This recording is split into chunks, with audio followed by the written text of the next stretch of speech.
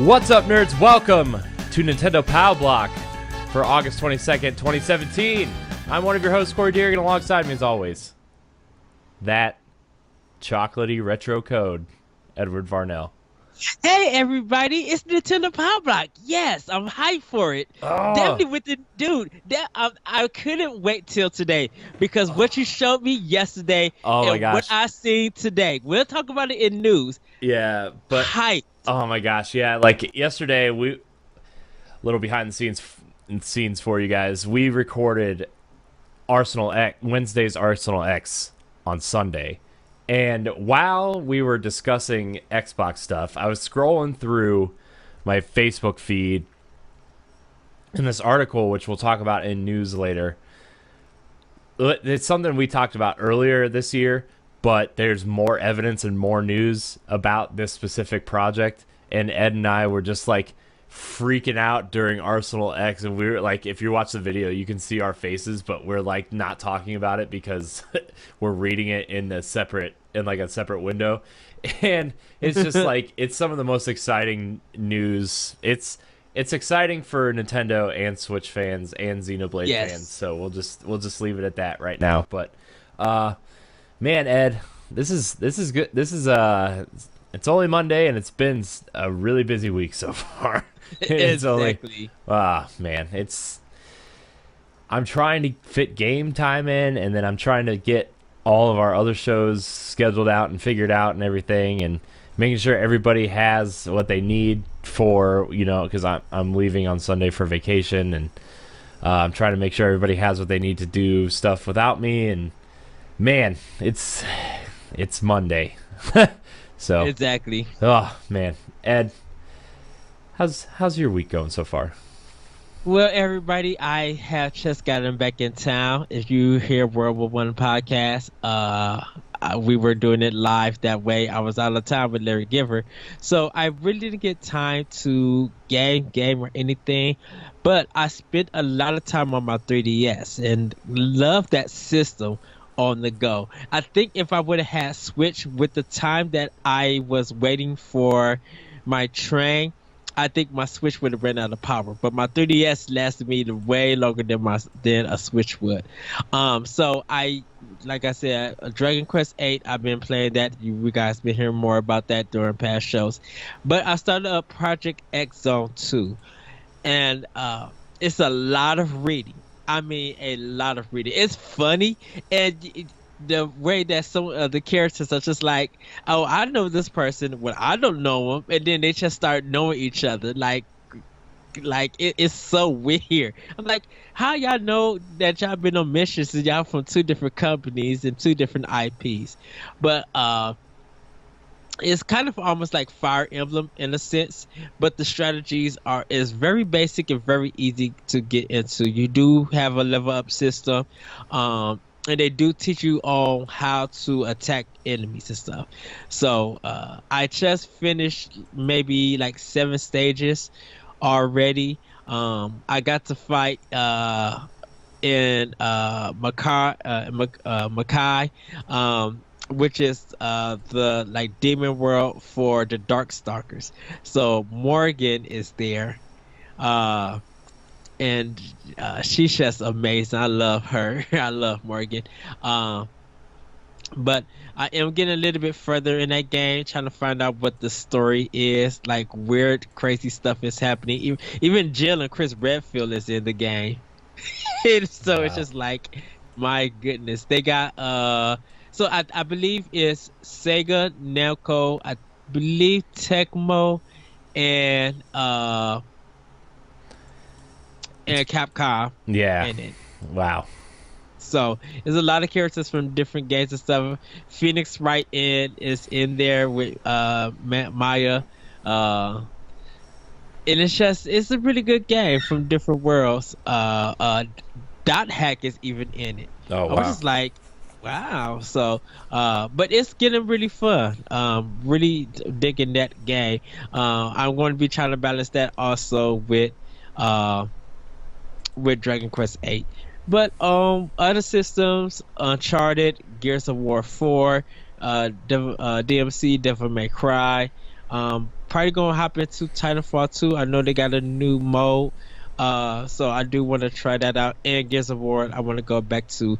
But Corey has gotten me into Horizon, and I'm ready to pop that game back in and finish it. So, I know he's been trying to get platinum, get the trophies and stuff. And boss, I support you. Go get those trophies. Yes. But I'm ready to finish the game. Kind of want to do the new story mode for it, and then when I finish Horizon, I'll be jumping back into Final Fantasy 12 HD. But I'm getting ready for Paper Mario Color Splash and Tokyo Mirage Session, and Star Fox Zero. I'm ready to get back into my Wii U and like really finish some Nintendo games. Yeah, Nintendo games. Yeah, I mean, like you said, I've been playing Horizon kind of nonstop the last, I don't know, 2 or 3 weeks. I'm trying really hard to I want to do everything in that game because I think we're going to do a special Nerds Gone Platinum Pal Block crossover to discuss Zelda versus Horizon and kind of talk about what both games can learn from each other and how like each game can learn from each other and evolve in a way that would benefit everyone. Because I think Zelda could learn some things from Horizon, but I think Horizon could take some elements from Zelda as well and like really nail down, like, the cauldrons are cool ideas. Like Yes. I think they're trying to be dungeons for Zelda, but they're really just kind of linear paths that don't have any like puzzle elements or anything to them. It's just a lot of walking up to things, hitting switches to open a door, and then kill the enemies behind the door, which is fine. But like in the next game, like if they could make a cauldron with Zelda style puzzles in it, and like really really double down on the Zelda aspect of Horizon, like that game could be really different and in a better way if they added puzzles to those cauldrons. Yeah. I mean, it's cool that they're a different aesthetic than the open world because you're going into this technological minefield instead of this abandoned wasteland of Earth. You're actually in like a building and stuff, which is cool. But to change it up more, I think they could really take some aspects of what makes Zelda great and apply them to the cauldrons, because I think that I think the cauldrons are some of the most interesting parts of that game in terms of the storytelling, but Yeah. in terms of just like navigating through it, it's just like it's okay. But They don't have many of them in. no, there's only like 6 or 7 of them, I think. Yeah. But they are nowhere near as long as like old school Zelda dungeons.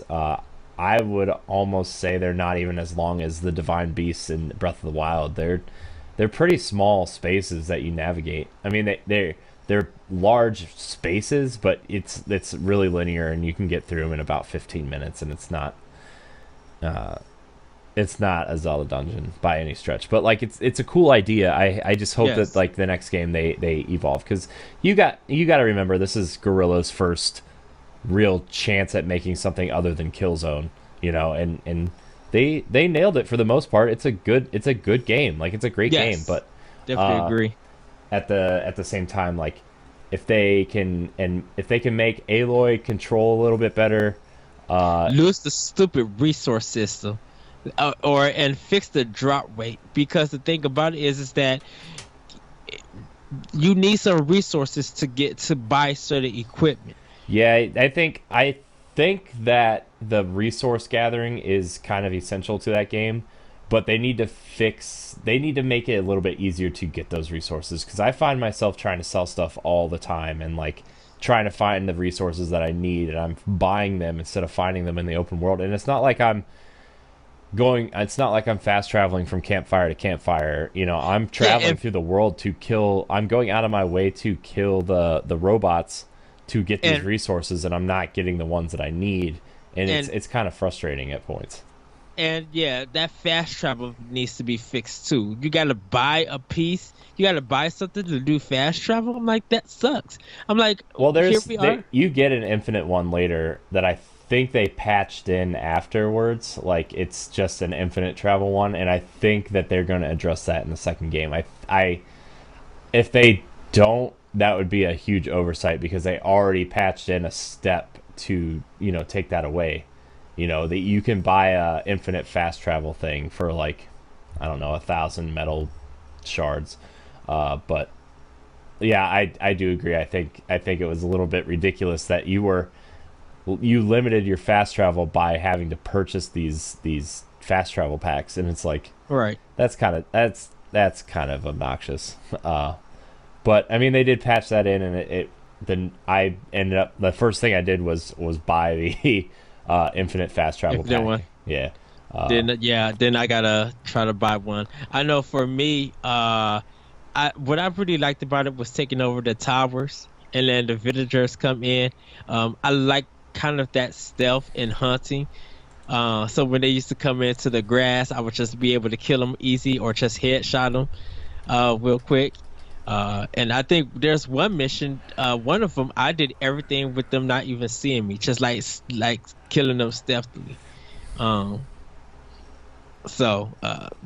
I could see. I can't wait for Horizon 2, and I think that's going to probably be within 3 years that they'll announce it. Yeah, I think I honestly think it actually might be a PS4 or a PS5 launch title if they do end up making another console. Like, I think that's going to be a game that they launch with the system to try to sell it.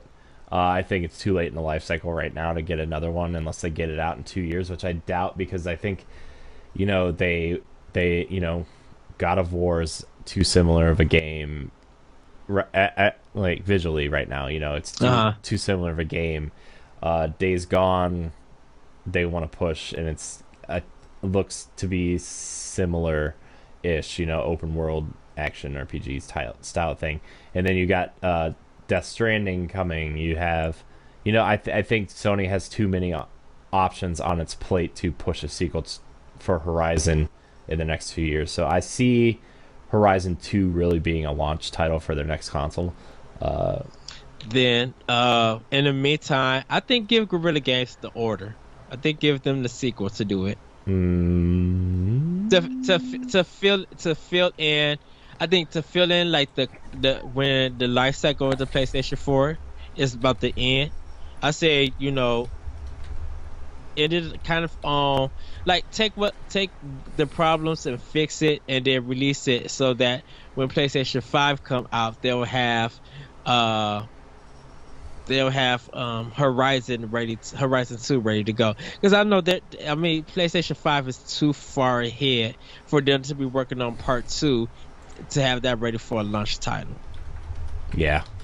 But anyways, Horizon is, if you own a PS4, I think Horizon is one of maybe 3 must-have exclusives for PS4 right now. I think it's that good. I think it's the game to sell PS4 right now. Yes. It is Sony's flagship game. I'm sorry. Like, in my mind, Horizon is Sony's flagship game. The other 2 exclusives, I would say, like, in terms of big retail box copies, I really liked Infamous Second Son. I think that game is severely underrated, and I didn't play Infamous 1 or 2, but I really liked Second Son a lot, and I know First Light was really good too. And I think that's just a $20 expansion. Yeah. And Bloodborne, I think, are the 3 games that are the must-haves for Sony. What Horizon, I agree with you. I still think Uncharted 4 and I still think The Last Guardian are the 3 games on the PlayStation 4. I don't think Bloodborne is. See, if somebody's gonna say, like, yeah, I still can't back Uncharted 4 as like something that I would recommend to somebody. If you're gonna get a game like that, I would say Rise of the Tomb Raider at this point. Well, yeah, but Uncharted 4 graphically looks more impressive than Horizon. Horizon looks good, but Horizon doesn't do enough with its color palette. Yeah. You know, you have the oranges, but you have orange in that earth tone, and the only other color that you're gonna have is maybe night, which looks Yeah, fine. I do But agree with you. It kind of gives unless you're in like one of the cauldrons which have that yeah, blue black aesthetic, like it kind of had. Remember how everybody was complaining when Gears 1 and 2 came out that color palette was too brown and too dark uh-huh, and didn't have yeah, enough vibrant colors. I To an extent I kind of feel that way about Horizon, but not it's not Gears of War bad, but I do agree that there's a lot of brown, there's a lot of earth tones, which it's part of the world they're building. I think, but at the same time, there's like I think they could do with some, bright purples and blues and yellows. Like there's colors out there that yeah, they are not using, and like if you're going for this old like that it's the future obviously, but they're relying on old customs, like the societies are relying on old customs, like why not go explore like a Roman route and go, hey, purple is regal, like the kings or the sitting kings of these societies wear purple to show that they're regal or part of the regal guard, like hmm I don't know. I agree with you that the aesthetic, I hope they use some new colors and stuff, but yeah. I mean, I would say Horizon sells PlayStation Pro, PS4 Pro. I think it sells that.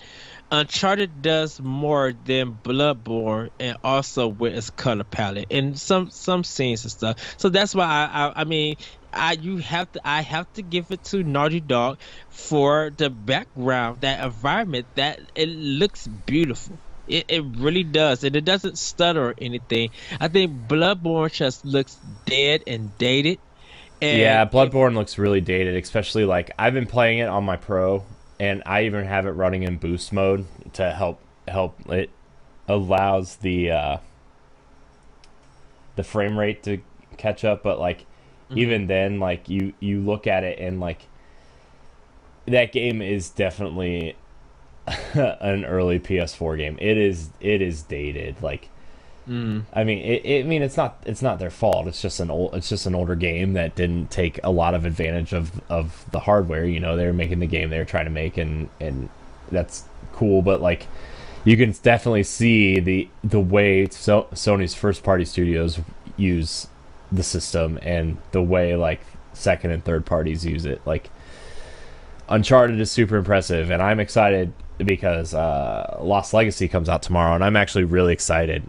Giant Bomb wrote a review, and Huh. they were showing it off and talking about it and stuff. And actually, this is the first Uncharted game I'm excited for since 2. To be honest with Yeah. you, I think it's cool that they're exploring Chloe and Nadine, even though a lot of people don't like Yes. Nadine for some reason. I don't know. I didn't have no problem with I it. didn't have a problem with her, but people are like hate Nadine. I'm like, why? There's no issue with Nadine. She's fine. Uh, Trust but us, everybody. We're gonna get back to Nintendo. yeah, This is yeah, not Nerds Gone Platinum, but we got to talk about this because I feel like this is an interesting conversation.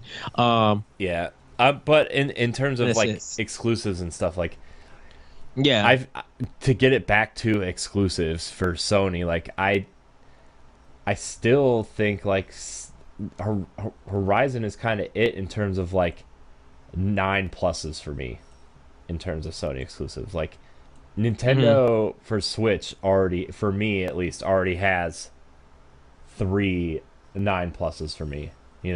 They have It Zelda, Mario Kart 8. Yes, you could argue that those are already on Wii U and they're just ports. That's fine. Splatoon 2.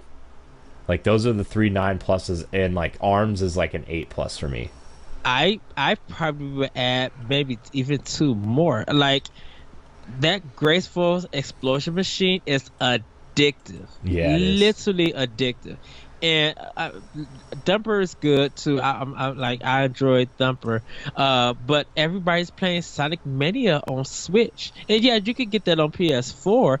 But all I'm seeing, like on my Twitter feed, Switch for Sonic Mania. So if Sega is making, and even Puyo Puyo Tetris was a must-have that people were buying on Switch. Mm-hmm. So I mean, I'm like, I mean, I bought I bought Puyo Puyo Tetris twice because I bought the physical copy, and I'm like, I'm not gonna keep switching discs or switching carts every time I want to play Tetris. So I just ended up buying it digitally too. To be honest with you, like I want it there all the time, and it's so easy to just be like, okay, I'm tapped. Like I always forget Switch has a touchscreen, but like I tap the Puyo Puyo Tetris thing, launch right in, and right there, Tetris. I touch Tetris, and I'm in Tetris. It's just like Tetris is like one of the best games of all time. It's so perfect.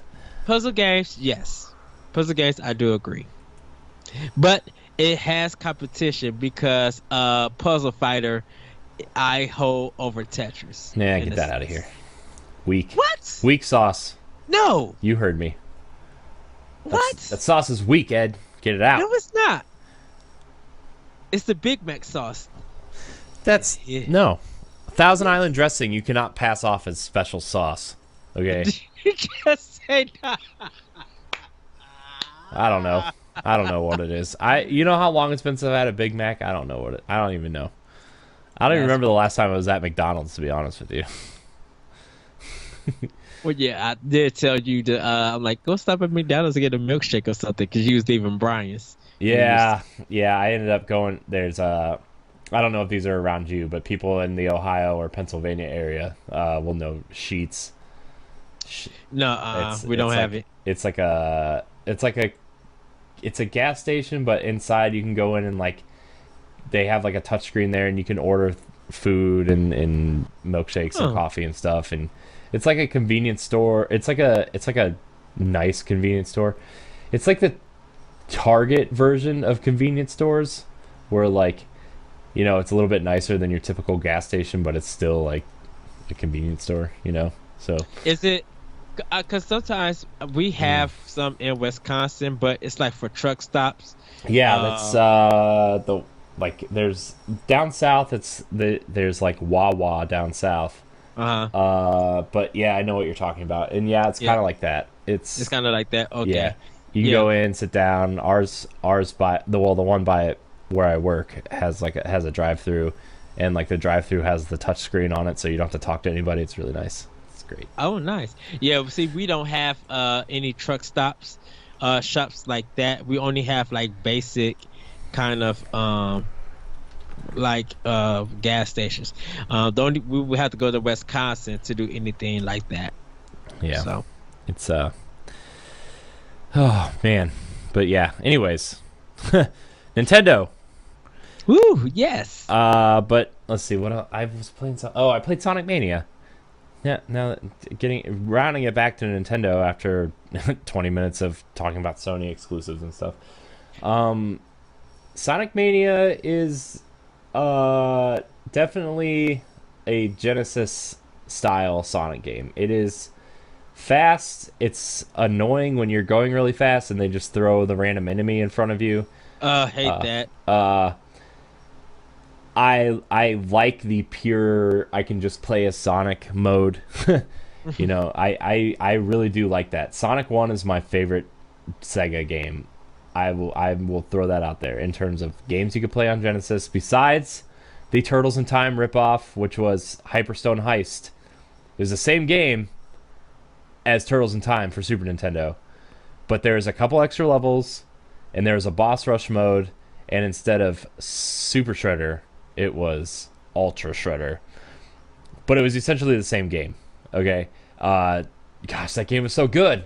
Can we just get like the 16-bit Ninja Turtle games on Switch at some point in widescreen and like comic mode and just? I was talking about Ninja Turtles earlier today with somebody. Who was I talking about? Oh, we were talking about the original Ninja Turtles. On NGR. Next week's NGR Radio, we talked about games that we kind of wanted revived and what developer we wanted it from, and I was talking about Ninja Turtles. And remember when Rocksteady was rumored to be working on the Ninja Turtles game that was similar to Arkham Asylum? Yeah. That's what we were talking about. But Uh, But Platinum did it because I guess Activision had the rights to it. yeah, stupid Activision. I'm sorry. Activision is. What you want to know who I would have picked for it? I literally would have went the way for it. I could see way for it doing the arcade style Ninja Turtles again. Yeah. Yeah. I could. But yeah, That would be cool. That would be awesome if Way Forward did like a $20 side-scrolling brawler, or even like a $30 like brawler with RPG elements where you could like pump stats into different things and like make like you could do like, I don't know. I think it would be cool if somebody took that brawler like format, made it maybe made it multiplayer, like maybe not. I don't know. Or like even made it like a gauntlet style thing where like each run you make, you level your turtles up a different way, and like you take them through like a 2 or 3 hour campaign and just level them up how you want after each level. Put points into like strength, speed, you get an aerial attack. Maybe your special move where you hit A and B at the same time doesn't take as much health away. That kind of stuff. And like just put that in the brawler formula. Oh man, look what I did. Game Doc, sign up. You got anybody listening who owns the Ninja Turtles license? You can have that one for free. I think you should charge $30 for it. Maybe a 3-hour campaign, co-op, save states. Yeah. I would make it 6 hour. Make it 5 or 6 hour. Yeah. I mean, I would just.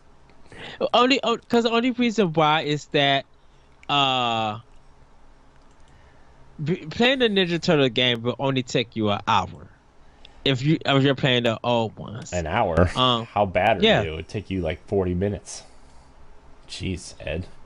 Well, it actually depends on it actually depends on what difficulty and what turtle you're playing.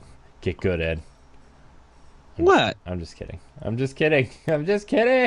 Now, if you're playing that old Ubisoft one, Turtles in Time, that came from 360, then 40 minutes. No. Do not. Nobody play that game. Sorry. Nobody play that game. Yeah. That game was bad, dude. I'm sorry. That game was bad. The Turtles in Time remake was bad. Yes. And I know it was based off the arcade version and not the Super Nintendo version, which is fine, but it was still bad. So. Bad dudes. No, we don't need another bad dudes. Anyways, back to Sonic. Sonic's really good. I wouldn't be expecting anything super different than the Genesis games, except for the fact that they doubled down on the Genesis aspect of it and just made it work and made it flow really well. And they built the engine from the ground up to feel like the Genesis games, but they added the extra, I think they said like 15 frames a second to each animation, and like the extra animations that Sonic does makes it flow better. And it's just like, it's really cool. And like the boss designs are cool. I'm not going to give anything away. But there's 2 really cool bosses I fought so far. Hope your puzzle skills are up to snuff. That's all I can say about one of them. Yeah. But Sonic Mania is really good, and especially if you're a fan of the old Sonic games, like it's super good. I got my Sonic buddy right here. He's gonna chill on my desk from now on. My it doesn't say Sega though. Like my button is broken, which I'm really upset about, but it's okay. It's not like I'm just going to keep pressing it. But Sonic Mania is really good. I'm really impressed, and it plays well on Switch. It feels at home in handheld mode. Like, these are the types of games that I would love to see Nintendo do at some point.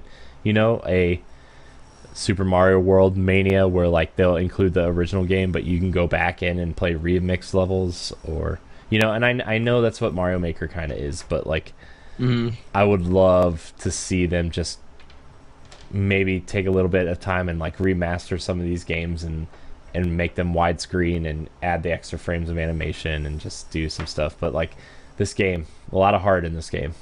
I like it. Sure, they'll probably put it in the Paper Mario art form. I mean, yeah. I want some of those old school Mario games though. Like I want, like even if they just redid the All Stars versions of the games and like, because like the 16-bit Mario 3 looks really good and Mario 2 look really good. Oh man, these games are good. But anyways, Ed, we're gonna get into some of this news. Do we want to save the biggest story first or last? Do we want to save it for last? Do we want to keep everybody guessing? Let's keep everybody guessing. Okay. So first story, Batman: The Enemy Within, Telltale series has been listed for Switch by several retailers, including Amazon, GameStop, Best Buy, and Target. The Telltale game features a story-driven Batman point-and-click graphic novel, which was released earlier this month on several platforms. The Telltale Batman games have been rumored to be running on Switch for a while now, and it's pretty clear what Batman game we'll be getting. It's already on PS4, Xbox One, PC, iPhone, Android, and this one is listed for an October 17th release date, which is also the same date as Axiom Verge, by the way, for you Switch owners. Nice. So pretty solid, pretty solid. I've been telling you, Ed. I'm like, there's two games I would love to play on Switch, and one was this, and one was Guardians of the Galaxy. I think those I would like to play those on Switch, and we're getting it, and we're getting this one. I'm a little sad we're not getting the first one though, just because like the story is a continuation of the first season, and your stuff does carry over. So maybe there'll be like a bundle, like the Revelations bundle for Switch, which would be really cool. But anyways, yeah, Batman looks like it's coming to Switch, so I'm excited. I'm really excited. Yeah, I am too. I still need to finish that first season. Oh, the first season is good. I am waiting for two for Xbox One. I'm waiting for all the episodes to come out because that's how I want to play it.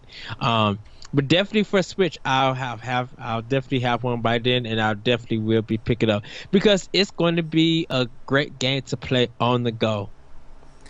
Yeah, definitely, especially if you're like on an airplane and you like, you don't really want to watch the in-flight movie or whatever, and or like a train ride or something, and you need something to pass the time. Like an episode of this would be perfect. It doesn't take a lot of energy or thought. I mean, when we flew to Florida, like I played my Switch, and I would have loved to have something like this to play, even though I was still playing Zelda, and Zelda's amazing. But yes, but yeah, Batman looks like it's coming to Switch. Also coming to Switch, EA revealed that they are releasing a second game for Switch, and it's the game that I'm more interested in. Remember the what could it be? Remember the EA Originals title Fee that they announced? What, 2 years ago at this point? 2 years ago, yes. Yeah, it is coming to Switch now. From Swedish studio Zoink Games, will be released in early 2018 on Switch as well as the other platforms. This game looks way better than it did when they revealed it. Did you watch the new trailer? No, I didn't even get to see the Electronic Arts conference. This trailer was so good. Hold on, I gotta mute the audio so it doesn't come through on the podcast. But this game looks freaking adorable. The artwork looks amazing. The art direction is just it looks like if Horizon had a No Man's Sky art design. Mm-hmm. But like you get to like walk around at these different creatures and stuff. Oh my gosh, it looks so good. Anybody who's interested in an adventure game for Switch, like a real action adventure game, watch this trailer right now. I had no interest in this game before today, and now I'm watching this trailer, and it's like at the top of my list of third-party games I want on Switch. Well, I know for me, it looked very interesting at E3, but I was kind of disappointed that EA didn't really show more of it last year at E3, and like they kind of went silent. So but it looked like they probably was working on the visuals and probably expanded the game and probably getting performances of it better. Hopefully there is an interview that comes out and he tells why it took long. But yeah, I agree with you, Corey. It looks very beautiful. Mm-hmm. Yeah, it's gonna be good. I feel like it's gonna be no less than good. I think it's gonna be better than Unraveled, their first kind of foray into the EA Originals thing with Yarny. So Yes. Fee looks good. I'm excited. All right, Ed. ARMS, the Japanese ARMS Twitter page has teased a new fighter set to join the game in probably the free update coming at the beginning of the month. They've already announced that all content and fighters are all going to be free for this game Yes. for the next year, and people have recently unearthed a leak showing that there are at least 9 unannounced fighters, and this would be one of them. One to coincide for every month for the rest of the free DLC period. So I'm pretty pumped. I think ARMS, even though it's sold well, I still feel like it's one of Nintendo's stronger new IPs in recent years. It's really good. It's a really strong fighting game. I really like ARMS, and if I had more time, like I would definitely be playing ARMS just as much as everything else I play on Switch. It is really good. I actually think I like ARMS more than Splatoon, to be honest with you. Really? Even though I love Splatoon, I've played it before. It's Splatoon, right? It's you play the maps, you cover the maps, and you customize your character. And even though it's got deep customization mechanics this time around, like there's something about ARMS, man, that's super charming and super fun. And I like ARMS a lot. It's like a fighting game I can really get into. Yeah, when I tried the demo of it, I was kind of hooked. I'm like, yeah, this is a game that I definitely got to learn. It looks really good. That was really scary, Ed. The game room door just opened by itself. There's a ghost. Oh wow. There's a ghost in here. Oh no. That was really creepy, dude. It was shut like all the way. Now it's open like this far. Wow. Okay. Anyways, back to the show. If something happens, Ed. Oh no. Okay.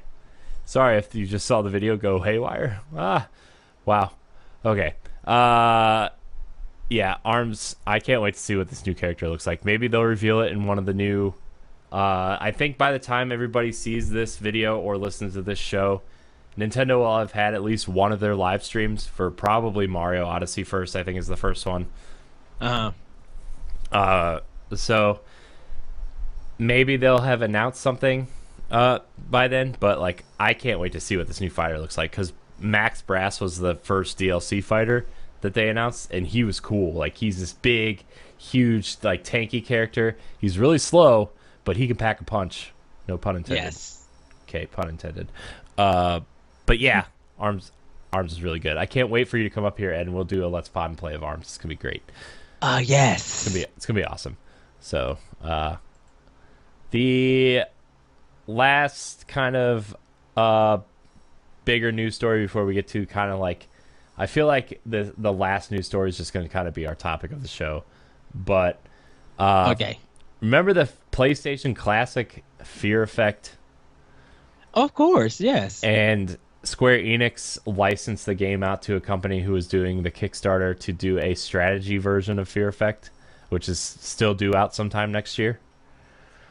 Sushi, development studio who started their Kickstarter for where's the name of the Fear Effect game they're developing? Fear Effect Sedna has signed on with Square Enix to remaster the original Fear Effect, called Fear Effect Reinvented, This game will take the original game, which was released on PlayStation in 2000, give it a fresh coat of paint, remaster some of the mechanics, and deliver the game how everybody remembers it from the year 2000. Interesting. Yes. This game, I'm not gonna lie, I was at the right age at the right time for this game, and the marketing around this game was very, we'll say, persuasive with its female leads, and they were very friendly with each other. We'll just put it that way. You know, that was kind of like the whole marketing thing. I wonder if they're going to clean up that persona that this game kind of has surrounding it, and kind of like give it more, not that the game itself is going to change, but maybe push it more towards what Tomb Raider became in terms of the graphics, instead of, you know, that old school thing. The one thing that this game really introduced, though, what it was really known for, it was one of the first major titles to introduce cell shading, which wasn't really popular at the time. I remember it was Fear Effect, cell damage, and Fur Fighters. Jet Set Radio. Yeah, I think Jet Set Radio came out after this, though. But those three games were like the first major games to like really experiment with cell shading, and then Jet Set just went off the walls with their cell shading, which I would love a remastered Jet Set Radio for Switch. Just saying. Then Wind Waker snatched all the crowns. Yeah. Because people who was watching it thought that it was a cartoon. Yeah, because then Nintendo's like, oh, that's cute. We can do it right. And then they just went off and did it. So I'm not going to play Wind Waker in everybody's household. Yeah, I know, right? Wind Waker. I mean, I'm not gonna lie. I wanted that Zelda game they showed off in the tech demo at Space World or E3 that year. For GameCube? Yeah, they showed Luigi's Mansion, Metroid, and Zelda, and I'm like, and Mario 128. Remember when Mario 128 was a thing? Yes. Oh, man, I would love if they just came out and said, hey, we're making Super Mario 128, and it is a direct sequel to Mario 64, and, oh, man, that would be great. But that came out to be Mario Sunshine. Yeah. Actually, I think the tech behind Mario 128 ended up being Pikmin, because they were experimenting with lots of characters on screen at one time, and that ended up being Pikmin. So, fun fact for everybody that's listening. So that was interesting. Yes. Sorry, I am so hyped. I need to keep it going. Well, before we actually get to that, Corey, before we get to our last topic, everybody, Magic Design Studios, who are attending Gamescom, just announced Unruly Heroes. It is a 2D game enriched by combat and other surprises, and these the kind of been influenced by A Journey to the West, kind of known as the Monkey King. And this French company has team members who previously worked on Ubisoft titles such as Rayman Rabbids and Assassin's Creed. So you guys can check it out. With local co-op 4 to 4 players, there's a lot of worlds to discover. The artwork is bananas. It looks so Bananas. Yes. Sorry. It looks really good. This is like literally up my radar. I love 2D beat 'em ups. I love the combat.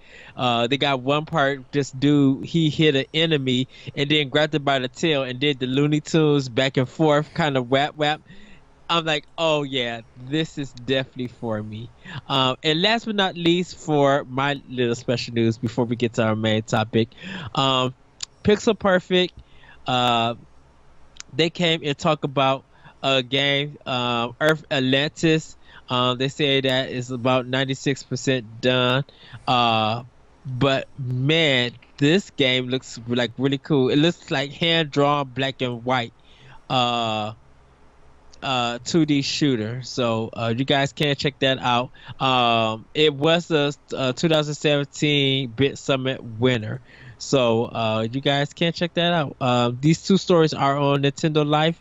So if you guys want to see more, go to that website, check them out, give them a good read.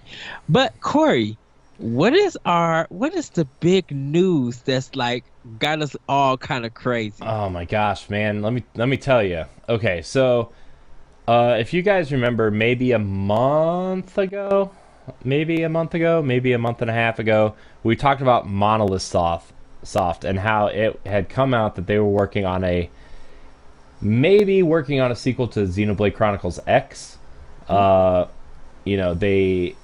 They kind of teased some things, and they were hiring for that project in terms of like an online action heavy type position. So Yes.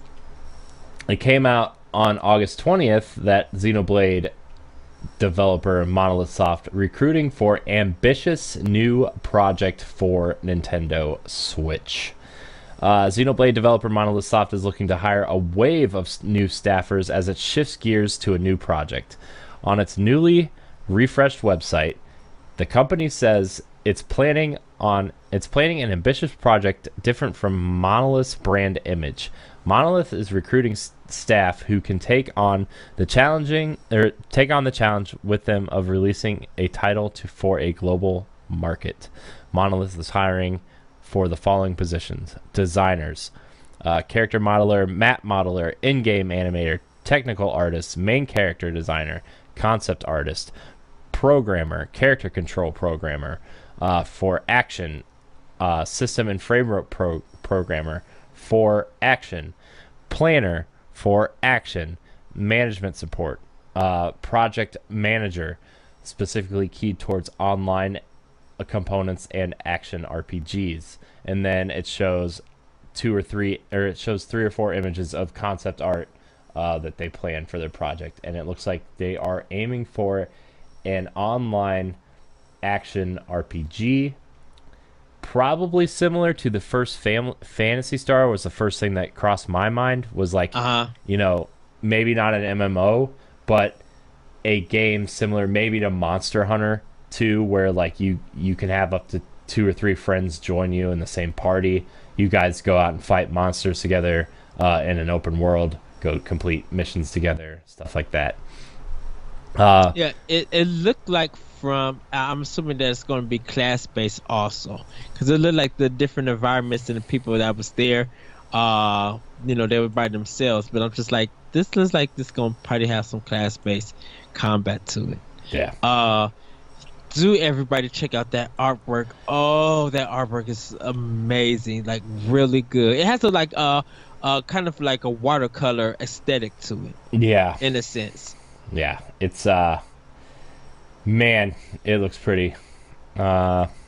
It's the concept art, like you said, is kind of like a watercolor, really vast environment. The one picture shows a girl in a red hood staring down at what looks like a city in a valley, and these two just cliff and a big mountain in the background overlooking an ocean. Man, this game sounds ambitious for a Nintendo title.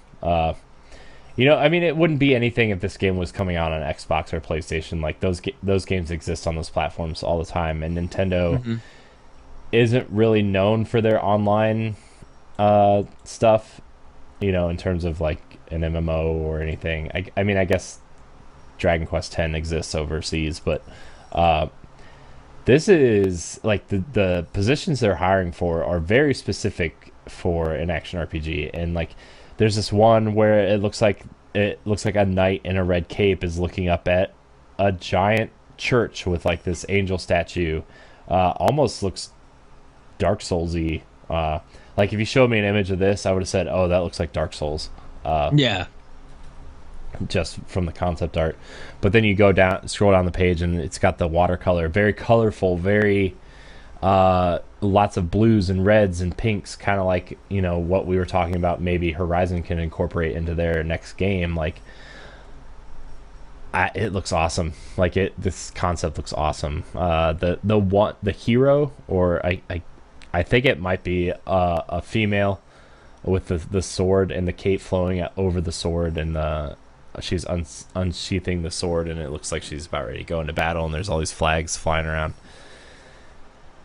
I mean, we talk awfully highly about Monolith on the show, and we talk awfully highly on Xenoblade, especially Xenoblade X, and how big that world looked. And like, we talk a lot about Xenoblade Chronicles 2 and how that game looks like it should not be running on this hardware. It's got like, even though the characters look very kind of cel shaded and cartoony, the world itself looks very real. Like the grass flowing, the mountains. Like, you saw the monster. You remember that first trailer? It looked like a mountain in the background, and we watched it again, and it was actually a monster moving across the background of the world. And then, like, you go up into the sky, and it's like the city in the sky, and then that giant flying monster going through the title screen. Like, these are massive assets that don't look like they should be running on the Nintendo Switch hardware, but they are. Yes. Like, we had to re-look at that trailer, like, many times, and I'm probably going to even do it even after the show. Because, goodness, Monolith Soft is known for a lot of their RPGs, and plus with them working on the Legend of Zelda Breath of the Wild. So I think Breath of the Wild has inspired them, and they're probably going to be taking some things from it to make that kind of game, that open world MMO style game. Mm-hmm. And they know. I mean, Monolith knows their way around how to build an open world. Granted, they helped Nintendo build Breath of the Wild's open world. Like, they know how to do it. And like, oh man, if they can just do another awesome big game for Switch, and oh man, like, if Monolith puts 3 games on Switch, because I think what started the conversation was there was a quote that they were going to try to port Xenoblade X over after they were done with 2, which would be awesome, because I would love that. And then that spawned the conversation. The next episode, that an article came out that said they were looking to maybe make a direct sequel to X, and now we're seeing more of that, and it's just I would love for them to fix some things in X and then bring it over to Switch. Mm-hmm. Yeah, definitely. I would love to play X on the go, and like, I know we're getting 2, but I think the Xenoblade proper series and the Xenoblade X and whatever that series is going to be are really 2 distinct series. They're 2 separate series that just happen to take place in the same world. I would love to see X make its way over. It's so good. Because like, I feel like X is more about the world and like you hunting things in the world, whereas Xenoblade 1 and probably Xenoblade 2 are more about the story they're trying to tell. Yeah, and with a lot of his side quests and stuff, it's just so amazing to look at, though. Mm-hmm. Just like, how in the heck did you guys make a game like this? Running at 30 frames. I don't want to say 60 frames, but running at 30, running at a smooth 30 frames per second. Like, the frame rate is just smooth. Yeah, it's man, dude, I know. This is great radio, me just making random sound effects, but that's how excited I am. I think Monolith is one of the most underrated developers out there. Like, you talk about underrated developers, and Monolith isn't even brought up when you're talking about that. It's insane that they are not talked about more. And they've done some good stuff. When they spun out and formed Monolith, even before that, when they were doing games for Square, and they were doing Xenogears, and then they spun off for Namco, and then they did Xenoblade. Xenosaga. They did Xenosaga for PS2, and then they Namco sold them to Nintendo, and then they made Xenoblade. Like, man, they've just done some really awesome work. And like, you know, you go back and play those PS2 games, like they're a little cutscene heavy, and I mean that's when people were really experimenting with cutscenes and seeing how they would work in a game. And I get that it's a time and place thing, but back then, like those were epic RPGs, man. Yes, they were. And that was the first time that you could really, like, you know, a lot of people give credit to Mass Effect for being one of the first RPGs to really have things matter and carry over. But if you remember Xenoblade Saga, like, I'm pretty sure, like, Xenosaga 2 read your save from Xenosaga 1 and determined, like, at least determined some stats for your characters and how the story was going to unfold. Uh-huh. And, you know, that was planned to be, like, a 6-episode thing, and it only ended up being 3, but which really made the third game feel rushed because they were trying to tie up a lot of loose ends that weren't supposed to be done for, like, 2 games. But that series was a massive thing for PS2, and I would really like to see those games get remastered at some point. Well, I would love to see Xenogears get remastered. Like, I want to play the first one. Yeah. Well, like, Xenogears had the same problem, right? It was this big epic RPG, and there was going to be a couple sequels to that, and then they looked at the numbers and thought, well, I don't think we're going to be able to make another game in this series because Final Fantasy VII is super popular. You know, everybody's looking at Final Fantasy for PS1 now.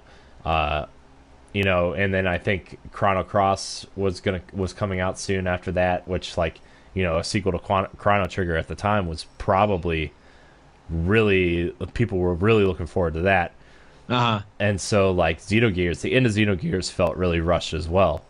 You know, it felt like there could have been like 40 more hours of RPG wrapped up in that last half hour. I think they ran out of time and they ran out of budget, so they had to finish it up. Yeah, which is sad. And like it really, like, you know, playing Xenoblade Chronicles for Wii and what I played of X, I didn't finish it because that game is just way too long.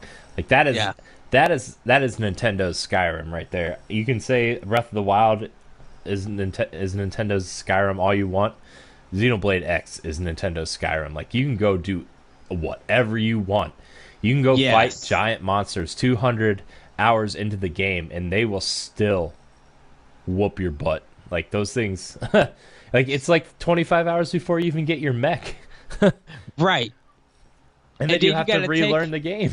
And then you have to take care of your mech, because if your mech dies, you kind of got to rebuild it, and that's more resources. Mm-hmm. Yeah, so yeah, man, it's I'm really intrigued by what they're hiring for. I'm super stoked because even if they do get the team and they actually make something, we got 2018 E3. That is going to be an expectation for me. Come on, Monolith Soft. You guys don't know Nintendo Direct. Give me straight E3. Save it for E3.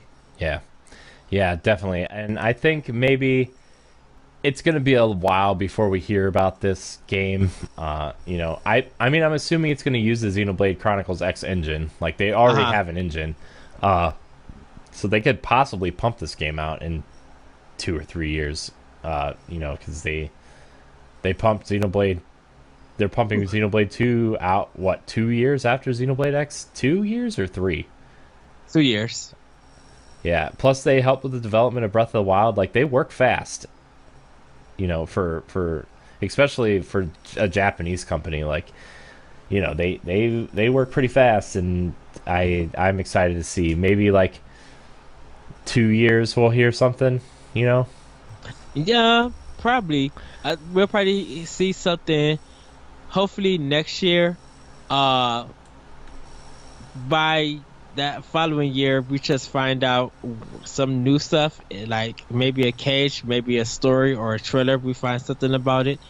But yeah, I'll give it 2 or 3 years that we actually learn what the game is in the final title. Yeah. I'm excited. You know, I can't wait to see what this game is, because they are one of the I would say one of Nintendo's better development studios, and man, yes, Yes. but yeah. Anything else we want to talk about before we wrap up this episode? I mean, No. we could always talk for hours about Nintendo, but Right. this is a podcast, and we understand we don't want to take up all of your time, but We yeah. love you guys. I know we love you guys. Plus, we've got a lot to work on this week, Ed. We've got, man. See, with me going on vacation, Ed and I are still recording next week's Monday or Tuesday and Friday episodes, but we are recording them in advance, so we're doing double duty this week for Nintendo. Yes, so. we are. Not that Yes. not that I can't always talk about Nintendo, but we are working on some things. We're going to be taking your questions later this week for all listener questions, since we haven't really gotten to a question block in a while. Yes. And then we do have a Nintendo 64 episode list to make. Yeah. So, get your list together. Let's get because you know what else we I want got- to talk about that episode too, and it'll probably be a topic that we'll talk about after we name our list of games. I want to talk about if Nintendo will have the balls to make a deal with Microsoft to get some of those rare games. Oh yes. I want to see if they will do that, or if they'll make a deal with Disney to get Rogue Squadron, or something like that. Like I want to talk about if Nintendo is willing to make the deals, even if the N64 is $100, or $120 with 4 controllers. Like I want to know if they're going to go make those deals. Disney would be easier because of that 3DS that 3DS game that came out, that Nintendo published, that Disney kind of art game. Oh, for 3DS. the art studio, that art studio, and then it was like Art Academy, Disney Art Academy is what it was. that one, and then there was one where you were able to go to the kingdom, the Magic Kingdom, Right. and explore all around it. Right. So, like, Nintendo got some good stuff with Disney. So Mhm. that Star Wars Rogue Squadron or whatever, Yeah. that shouldn't be too hard. I wouldn't. those. I'm more interested in the rare Microsoft deal. GameCube is where I would really want them to make that deal with Disney and get Rogue Squadron 2 on there. Oh yeah. Because that game was the reason I bought a GameCube at launch. I mean, like, I was going to buy a GameCube at launch anyway, because it's Nintendo. But, that game... I think the 3 games I bought at launch were Luigi's Mansion, Tony Hawk 3, and Rogue Squadron. Were the 3 games. Well, and I wonder what would EA say about it. Mm-hmm. But Disney has the final say, so EA can't say nothing about it. Disney has the final say. Yeah, I know EA has a license on new Star Wars games, but this is just a re-release type situation. So Yeah. But I do wonder if who was the development studio? Factor 5 behind? Factor 5. Yeah. I wonder if they have any rights still in there somewhere because they developed the game. But that's something we could talk about on that episode. But anyways, I think that's gonna wrap our show. Ed, I'm super excited because I get to be at the Nintendo World Store in a week. I'm gonna buy one of those stupid Rabbids. It's gonna be awesome. I'm gonna set my Luigi Rabbid right next to my Sonic statue. This is gonna be like the desk of awful toys. Not that Sonic's awful, are you, buddy? You just had a bad run till now. Sonic Mania is good. Sonic Forces doesn't look great, but anyways. This is Nintendo Power Block. You can find Nintendo Power Block every Tuesday and Friday at 10 a.m. on our YouTube page. Like, subscribe, and share there. Or if you can take us with you on your podcast service of choice. Power Block is now on Stitcher. So I'm proud to say that we are now on Stitcher. The NGR, you have to search for NGR Radio on Stitcher, but Stitcher now allows one entity to have multiple podcasts. So I'm working on getting Arsenal X and Nerds Gone Platinum out there as well. I'm waiting for you can only submit another podcast like one at a time until it's approved. Then you can do the next one. I'm working on getting those ones up there as well. But now under the NGR Radio, I guess, station on Stitcher, you can find Power Block there now too. So really, I was looking at Stitcher for Optional Opinion, and I didn't jump the gun yet. You should, because a lot of people actually listen to, at least they listen to NGR on Stitcher. I know Todd Oxtra uses Stitcher for his podcasts. Okay. So, anyways, Ed, where can we find you? You guys can find me on Twitter at @RetroCode. You can hear my podcast, Optional Opinion, on SoundCloud, iTunes, Google Play, the Anomalous Radio Network.podbean.com, and other of your favorite podcast apps that you guys can find. Check me out on World 11 Podcast, Arsenal X, our Xbox podcast, and more of Nintendo Power Block, our Nintendo podcast, of course, and our Let's Playing pod that me and Corey do with other guests. You guys can check that out. Also, I have some writing up on, I have a new blog up on ngrradio.com, so you guys can check that out. You guys can read Skirmish Frogs. I have a series called The Moment, so at skirmishfrogs.com, and also Optional Opinion blogs on IGN.com under Anime, ENIME. Check out my Twitch page, the lyrical one, for Let's Learn. And if you guys want to friend me on Nintendo, right now I don't have a Switch, so I can't give you that number out just yet. But if you still got a Wii U, Optional Opinion, in big letters, all one word. And I'm sorry everybody, I will be posting my 3DS code if you guys need it. Check out the Nintendo Power Block Facebook page. It will be up there, so you guys can check it out by the time this episode drops. Yes. You can find me on NGR Radio every Monday at 10, Arsenal X with Ed, World 11. Let's see. And with Jesse, everybody. Yeah, Jesse. Yeah. You can find me at CoreyNHD on Instagram. You can find me at CoreyNHD on Twitch. Thanks to Larry, you can find me at CoreyNUHD on Twitter. Because somebody already has CoreyNHD. Jerk. I'm just kidding. I'm sure he's a nice fellow, but he's only tweeted 3 times in the last 7 years, and I want that Twitter handle. You can find all of our content on ngrradio.com. I will be writing a bunch of reviews and stuff. Finally, when I'm on vacation, I'm excited. You can. I don't know if they're going to be reviews or more of just opinion pieces, but you can find them.